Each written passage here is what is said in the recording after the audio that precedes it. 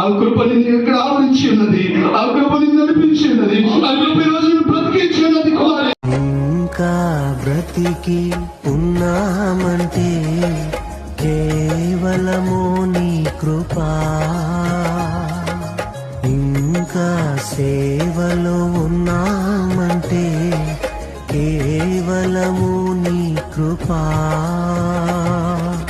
ఏ మంచితనము లేకున్నను, ఏ మంచితనము లేకున్నను కొనసాగించినది నీ కృపా, నిలబెట్టుకున్నది నీ కృపా.